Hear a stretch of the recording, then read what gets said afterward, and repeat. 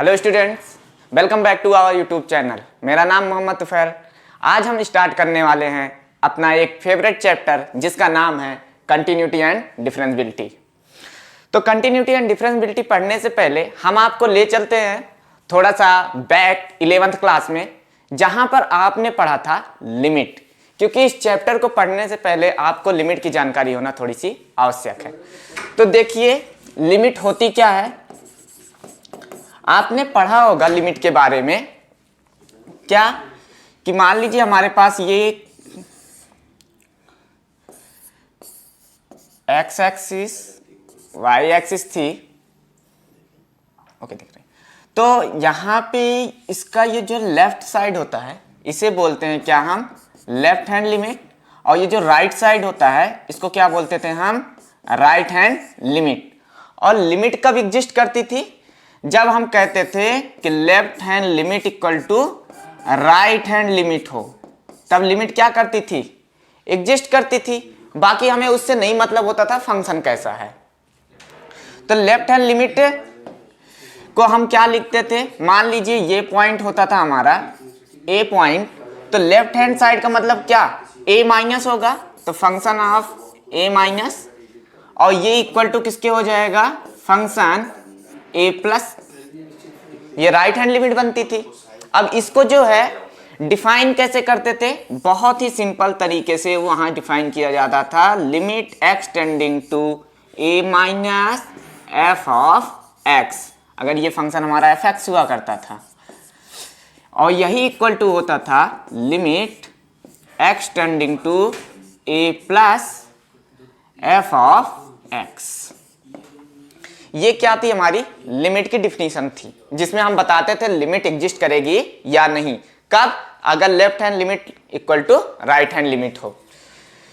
तो कंटिन्यूटी क्या होती है भाई, क्या रिलेशन है इस लिमिट का उस कंटिन्यूटी से, ये सीखते हैं हम।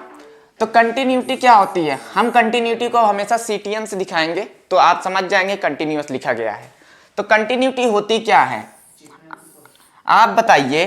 कंटिन्यूटी का क्या मतलब, यही होगा कि वो लगातार मूव कर रहा हो इस तरीके से, एकदम सिंपली, मैथमेटिक्स की डिफिनीशन नहीं है, सिंपली अगर वो लगातार मूव कर रहा है तो क्या होगा, कंटिन्यूअस। यही हम समझते हैं ना कंटिन्यूअस का मतलब। तो आप एक बात हमें ये बताइए, अगर मैं इस पॉइंट की बात करूं,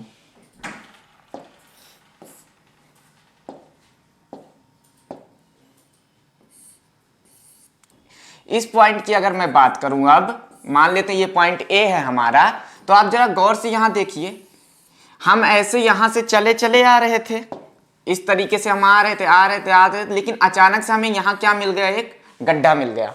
तो अब क्या होगा, हमारी कंटिन्यूटी ब्रेक हो जाएगी ना, और फिर हम आगे ऐसे फिर बढ़ जाएंगे। लेकिन इस पॉइंट पे क्या हुआ, हमारी कंटिन्यूटी ब्रेक हो गई ना। तो इस कंटिन्यूटी को भरने के लिए हमें क्या करना पड़ेगा, इस गड्ढे को फिलअप करना पड़ेगा ना पूरा इस तरीके से।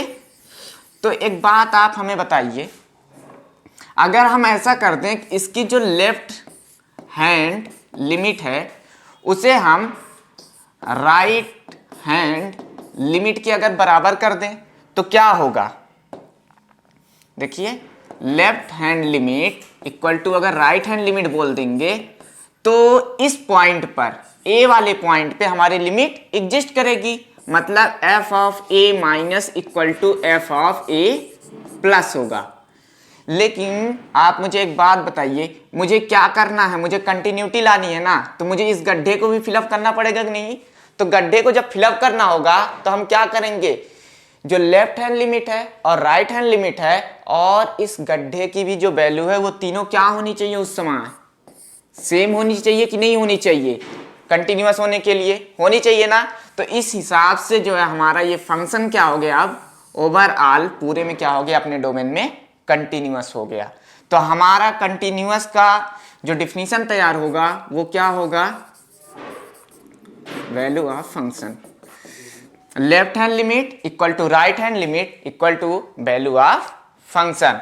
या हम ऐसे बोल सकते हैं, f a minus equal to f a plus equal to value of function. तो कंटिन्यूटी बहुत ही सिंपल सा टॉपिक है, जिसमें बस केवल आपको ये करना है कि left hand limit, right hand limit और फंक्शन की वैल्यू तीनों को क्या दिखाना है, बस इक्वल दिखाना है। तो आप तो ये लेफ्ट हैंड लिमिट और राइट हैंड लिमिट निकालना 11th क्लास में सीख चुके हैं, हालांकि हम यहाँ भी सीखेंगे। और फंक्शन की वैल्यू निकालना तो बहुत ही आसान काम होता है। तो अगर आपसे कोई कंटिन्यूटी की डिफिनीशन पूछता है तो आप क्या क्या बताएंगे, सीधा सीधा जब left hand limit, right hand limit और फंक्शन की वैल्यू आपस में बराबर होते हैं तो वो फंक्शन जो होता है उस पॉइंट पे क्या होता है, कंटिन्यूअस होता है। क्लियर है? चलिए इसी में जो है हम जो है डिफरेंसबिलिटी को भी थोड़ा सा डिस्कस कर देते हैं आपके लिए। तो डिफरेंसबिलिटी क्या होती है, DIIF अगर लिखते हैं तो उसका मतलब डिफरेंसबिलिटी या डिफरेंशिएबल होगा। तो तीनों को बस केवल हल्का सा जान लीजिए। लिमिट जो है किसी पॉइंट पे डिस्कस की जाती है, एट अ पॉइंट, और कंटिन्यूटी भी किसी पॉइंट पे ही डिस्कस की जाएगी, एट अ पॉइंट। और यहाँ पे डिफरेंसबिलिटी भी अगर हम अभी आपको पढ़ाएंगे तो वो भी हम बताएंगे आपको उसे कहाँ डिस्कस करना है, एट अ पॉइंट। जैसे हमें यहाँ पे लिमिट डिस्कस करनी थी तो हमने एक पॉइंट लिया था A, यहाँ पे हमें कंटिन्यूटी डिस्कस करनी थी, वहां पे भी हमने क्या लिया, एक पॉइंट A। ठीक, इसी तरीके से डिफरेंसबिलिटी भी जब हमें डिस्कस करनी होगी तो हम भी क्या करेंगे, उसके लिए कोई एक पॉइंट लेंगे जिसपे हम आपको बताएंगे कि वो फंक्शन वहां पे डिफरेंशिएबल है या नहीं। ओके, तो वीडियो पॉज कर लीजिए और लिख लीजिए। चलिए अब हम जो है कंटिन्यूटी पे क्वेश्चंस करते हैं और देखते हैं कि कैसे चीजें प्रूफ की जाती हैं। लीजिए हमारे पास एक क्वेश्चन है, कह रहा है fx इक्वल टू गिवन है हमें 2x प्लस 3 और कह रहा है कि चेक कीजिए कि फंक्शन x इक्वल टू 1 पे कंटिन्यूअस है या नहीं। तो बताइए, इसको सॉल्व करने के लिए मैंने आपको दो मेथड्स दे चुका हूं। पहला मैंने आपको क्या बताया, पहला बताया था कि अभी जब मैंने प्रूविंग दिखाई थी तो ग्राफ के थ्रू दिखाई थी। तो आप जो है अगर इसका ग्राफ बना पाते हैं तो सीधा सीधा ग्राफ बना के आप दिखा सकते हैं फंक्शन जो है x इक्वल टू 1 पे क्या है, कंटिन्यूअस है। या अगर आप ग्राफ बनाना नहीं चाहते हैं तो आपके पास जो है सीधा सीधा फार्मूला था क्या, लेफ्ट हैंड लिमिट। बताइए हमें x इक्वल टू 1 पे ही तो चेक करना है, तो हम क्या करेंगे, इसको x इक्वल टू 1 पे चेक करने के लिए बोलेंगे लेफ्ट हैंड लिमिट का मतलब 1 माइनस, क्योंकि हमें 1 पे चेक करना है तो इसका लेफ्ट हैंड क्या होगा, 1 माइनस, और इक्वल टू क्या होना चाहिए, राइट हैंड लिमिट के 1 प्लस, और क्या होना चाहिए, फंक्शन की वैल्यू, दैट मीन्स f1। तो बताइए लिमिट 1 माइनस अगर हमें चेक करना होगा तो कैसे चेक करेंगे, limit x tending to 1 minus. तो 1 माइनस का मतलब कौन सी वैल्यू आएगी, यही एक ही फंक्शन है हमारे पास, तो लिख देंगे 2x प्लस 3। ठीक है, तो बताइए ये लेफ्ट हैंड लिमिट की अगर मैं ये वैल्यू की बात करूं तो क्या आएगा। तो 1 माइनस का मतलब क्या होता है, आप जरा सा समझ लीजिए। जैसे मान लीजिए हमारे पास ये कोई है फंक्शन, यहां पे x एक्सिस था, इस पे ये 1 लिखा है, तो इसके जस्ट बगल वाली जो वैल्यू होती है ये, इसे बोलते हैं हम 1 माइनस, और इसके जस्ट ये बगल वाली वैल्यू जो होती है वो होती है 1 प्लस। बहुत से बच्चे क्या करते हैं, वो गलती कर देते हैं, ये जो 1 माइनस लिखा गया है इसको वो समझ लेते हैं -1, और क्या करते हैं यहाँ x की पोजीशन पे सीधा सीधा -1 डाल देते हैं, जो कि जो क्या होता है, एक सरासर गलत आंसर देता है। 1 माइनस का मतलब ये नहीं होता और ना ही ये होता है, -1 की पावर -1 या 1 की पावर -1। ठीक है, तो आपको क्या करना, 1 माइनस जब यहाँ पे आप ले जाएंगे तो सीधा सीधा जब पुट करेंगे तो वैल्यू क्या मिल जाएगी, 2 इंटू 1 प्लस 3। तो बताइए कितना आ गया, 2 इंटू 1 2 हो गया, और प्लस 3 कर देंगे तो कितना हो जाएगा, 5। इसका मतलब लेफ्ट हैंड लिमिट की जो वैल्यू आ चुकी है हमारी, ये कितनी आई है, 5। अगर राइट हैंड लिमिट और फंक्शन की वैल्यू भी उतनी ही आ जाए तो हम क्या बोलेंगे कि हमारा ये जो फंक्शन है वो x इक्वल टू 1 पे क्या है, कंटिन्यूअस है। तो देखिए अब हम राइट हैंड लिमिट की बात करते हैं, f1 प्लस है ना, तो राइट हैंड लिमिट जब लेंगे तो क्या करेंगे, तो इसे कैसे डिफाइन करते हैं, limit x tending to 1 plus, और फंक्शन कौन आएगा, 2x प्लस 3, यही आएगा ना। तो बताइए अब ये 1 प्लस जो है इसमें जब जाएगा तो सीधा सीधा 2 इंटू 1 प्लस 3, यही हो जाएगा। 2 1 जा 2 प्लस 3 कितना हो गया 5। तो यहाँ पे भी हमारी जो राइट हैंड लिमिट की वैल्यू आ गई है वो कितनी आ गई है 5, जो कि लेफ्ट हैंड लिमिट के बराबर है। अगर यही वैल्यू किसी तरीके से हमारे फंक्शन की वैल्यू के बराबर हो जाए तो हम क्या बोलेंगे कि ये जो हमारा गिवन फंक्शन है वो क्या है, कंटिन्यूअस है। तो फंक्शन की वैल्यू निकालिए, f1 बराबर कितना हो जाएगा 2 इंटू एफ एक्स था 2x प्लस 3, तो x की पोजीशन पे सीधा सीधा क्या पहुंच जाएगा 1 प्लस 3। तो बताइए कितना आ जाएगा यहाँ पर भी 5। तो अब आप मुझे एक बात बताइए, left hand limit, right hand limit और फंक्शन की वैल्यू तीनों सेम आई है कि नहीं आई है? आई है ना। इसका मतलब ये हुआ कि ये जो हमारा फंक्शन है वो x इक्वल टू 1 पे क्या है, कंटिन्यूअस है। तो अब हम लिख देंगे अतः फंक्शन x इक्वल टू 1 पर कंटिन्यूअस है। सवाल खत्म। Okay, pause the video, note it down.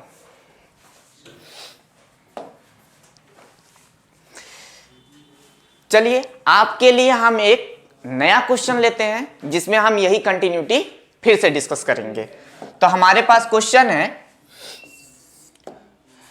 x equal to 0 पे f x equal to mod x की कंटिन्यूटी डिस्कस कीजिए।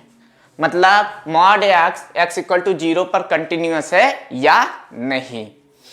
तो इसको जब हम डिस्कस करने चलेंगे तो मैंने जो है आपको बता रखा है किससे कर सकते हैं, या तो सीधा ग्राफ बना के कर लें या तो सीधा लेफ्ट हैंड राइट हैंड और फंक्शन की वैल्यू पे कर लें।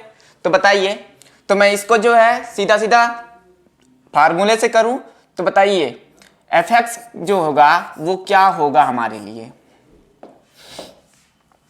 क्या ये मॉड एक्स है?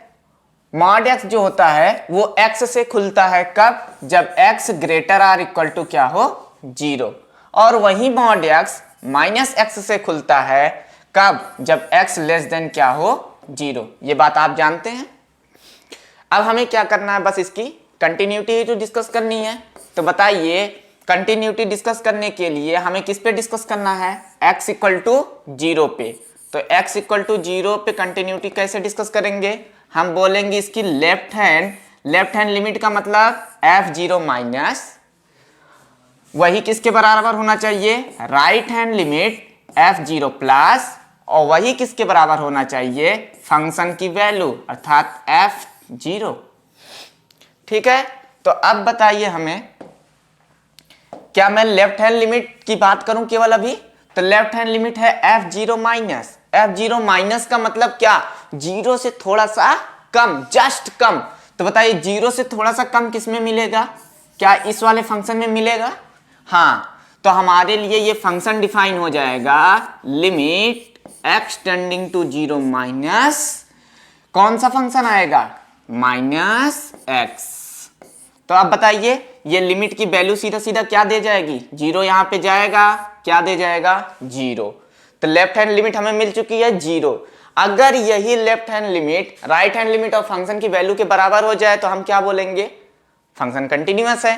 तो चलिए हम जो है क्या करते हैं, राइट हैंड लिमिट की बात कर लेते हैं। तो राइट हैंड लिमिट कैसे डिफाइन होता है, सेम ऐसे ही limit x tending to 0 plus, और फंक्शन कौन सा होगा 0 प्लस के लिए, 0 प्लस का मतलब होता है 0 से जस्ट थोड़ा सा ज्यादा। तो 0 से ज्यादा किस में मिलेगा, क्या ऊपर वाले फंक्शन में मिलेगा, और उसके लिए फंक्शन क्या है, सीधा सीधा x। तो क्या हम यहाँ पे x लिख दें। तो बताइए जब 0 यहाँ पे ला लेंगे तो कितना मिल जाएगा 0। देखिए लेफ्ट हैंड लिमिट और राइट हैंड लिमिट क्या आ चुके हैं अब बराबर, बस फंक्शन की वैल्यू की बात करनी है। तो बताइए फंक्शन की वैल्यू f0 पे क्या देगी, सीधा सीधा x बराबर 0 के लिए ये फंक्शन की वैल्यू क्या हो जाएगी 0। तो क्या मैं सीधा सीधा यहाँ पे 0 लिख दूं। तो जरा गौर से देखिए, left hand limit right hand limit और फंक्शन की वैल्यू तीनों क्या है, बराबर है, अतः यह फंक्शन क्या होगा, कंटिन्यूअस। ठीक है। तो इस तरीके से हम आसानी से किसी भी फंक्शन की कंटिन्यूटी चेक कर सकते हैं। चलिए मैं आपको जो है ग्राफ के जरिए थोड़ा सा बता देता हूं इस बात को कैसे होता है। तो ग्राफ के लिए इसका जब हम ग्राफ ड्रा करेंगे मॉड एक्स का तो कैसे खींचेंगे, क्या ऐसा कुछ ग्राफ खींचे जाएगा? ये हो गया हमारा मॉड एक्स का ग्राफ, आपने देखा होगा ऐसे, ठीक है। ये अपनी एक्स एक्सिस और ये अपनी वाई एक्सिस। तो मॉड एक्स का ग्राफ ऐसा ही होता है ना सिंपली। तो हमें कहाँ डिस्कस करना था? इसी जीरो पे ना। तो आप जरा गौर से देखिए, आप यहाँ से चलते आइए चलते आइए चलते आइए, फिर यहाँ से ऐसे चले जाइए। क्या आपको कहीं पे गड्ढा मिला? नहीं, फंक्शन पूरा स्मूथ है ना। इस वजह से मॉड एक्स हर पॉइंट पे क्या होता है? कंटिन्यूअस होता है। ओके, वीडियो पॉज करके लिख लीजिए। चलिए आपके सामने एनसीईआरटी के एक्सरसाइज का क्वेश्चन नंबर 3 लिखा गया है, एक्सरसाइज 5.1, जिसमें का ये थर्ड पार्ट है। उसमें कह रहा है कि इसकी कंटिन्यूटी डिस्कस कीजिए। चलिए आप मुझे बताइए, ये फंक्शन आखिर टूट कहां सकता था? क्या मैं अगर x की वैल्यू -5 डाल देता इसमें तो ये फंक्शन टूट जाता? कई बार ऐसा होता है हमें डिसकंटिन्यूअस पॉइंट खुद ही ढूंढना पड़ता है। क्यों टूट जाता ये? क्योंकि जब मैं -5 यहां डाल देता तो यहां पे भी जाना पड़ता उसे, तो 0/0 आता, जो कि एक अनडिटर्मिनेंट फॉर्म होता, जो कि हमें पसंद नहीं है। तो यहां पे ये फंक्शन क्या हो जाएगा? टूट जाएगा। तो हम बस केवल इसी पॉइंट पे इसकी कंटिन्यूटी का अगर हम जिक्र कर ले तो हमें पता चल जाएगा कि फंक्शन कंटिन्यूअस है या नहीं। तो चलिए हमें कंटिन्यूअस चेक करने के लिए हमें पता है क्या करना पड़ता है। सिंपल सा लेफ्ट हैंड लिमिट किस पे चेक करना है? -5 पे। तो -5 minus equal to right hand limit -5 plus equal to function की वैल्यू। यही होता है ना। तो बताइए लेफ्ट हैंड लिमिट का मतलब क्या हुआ? Limit x tending to -5 minus. आप -5 माइनस का मतलब कतई ये मत समझिएगा कि ये जो है माइनस आगे आके इसे +5 बना देगा। ये बिल्कुल भी क्या है? गलत है। आप -5 माइनस का मतलब ये भी मत समझिएगा कि ये 1/-5 लिखा गया है। ये भी क्या है? गलत है। -5 का जस्ट मतलब होता है कि -5 से थोड़ा सा कम, तो इसके बगल वाली जस्ट वैल्यू होगी वो। ओके, तो अब मुझे आप बताइए, अगर मैं यहाँ पे ये फंक्शन डिफाइन करूंगा x² - 25 डिवाइडेड बाई x + 5, मैं अभी लेफ्ट हैंड लिमिट की बात कर रहा हूं केवल, तो क्या हो जाएगा आप मुझे बताइए? Limit x tending to -5 minus, तो ये x² - 25 जो लिखा गया है वो क्या a² - b² के फॉर्म में कन्वर्ट हो सकता है? हाँ, क्यों नहीं? क्योंकि 25 को लिख सकते हैं 5 का स्क्वायर। तो क्या हो जाएगा? x - 5 into x + 5 divided by कितना? x + 5। अब मुझे आप एक बात बताइए, x + 5 से निपट जाएगा, केवल क्या बचेगा? x - 5। तो अब क्या करेंगे? ये -5 यहाँ पे आके ऐड हो जाएगा, तो क्या बन जाएगा? -5 - 5 दैट गिव्स -10। इसका मतलब जो हमारी लेफ्ट हैंड लिमिट की वैल्यू आई है वो क्या आई है? -10। अगर यही वैल्यू राइट हैंड लिमिट और फंक्शन की वैल्यू के बराबर आ जाए तो हमें क्या मिल जाएगा? अपना कंटिन्यूअस। ओके, तो अब हम जो है राइट हैंड लिमिट की बात करते हैं। राइट हैंड लिमिट में क्या लिखेंगे? Limit x tending to -5 plus, और इसके लिए हमारी वैल्यू जो होगी फंक्शन की वो क्या हो जाएगी? x² - 25 divided by x + 5। यहां पे भी सेम वही काम। तो क्या हो जाएगा आप मुझे बताइए? Limit x tending to -5 plus same x - 5 x + 5 divided by x + 5। क्या बचेगा? केवल x - 5। तो यहाँ पे बच गया x माइनस 5। अब ये -5 यहाँ x की पोजीशन पे जाएगा तो -5 कितना दे जाएगा, -10। देखिए लेफ्ट हैंड लिमिट और राइट हैंड लिमिट क्या है, बराबर हैं। बस अब बात किसकी करनी है हमें, फंक्शन की वैल्यू की। तो जरा गौर से देखिए, फंक्शन की वैल्यू की बात अगर करेंगे तो क्या लिखेंगे, f माइनस 5। और इस फंक्शन को अगर हम जरा सा सॉल्व कर लें तो क्या हमारे पास यही x माइनस 5 फिर से चल के आ जाएगा, यस। तो f माइनस 5 क्या हो जाएगा, जहां ये x है उसकी जगह कौन आ जाएगा, -5, और ये -5 ऑलरेडी है ही, क्या मिल गया, -10। ठीक है, इसका मतलब क्या, देखिए left hand limit, right hand limit और फंक्शन की वैल्यू तीनों आपस में क्या है, बराबर है। इसलिए हमारा यह फंक्शन क्या होगा, कंटीन्यूअस। ओके, तो मिलते हैं हम आपसे अब अगले वीडियो में, जिसमें हम डिस्कस करेंगे कंटीन्यूअस का अपोजिट डिसकंटीन्यूअस कहाँ कहाँ होगा।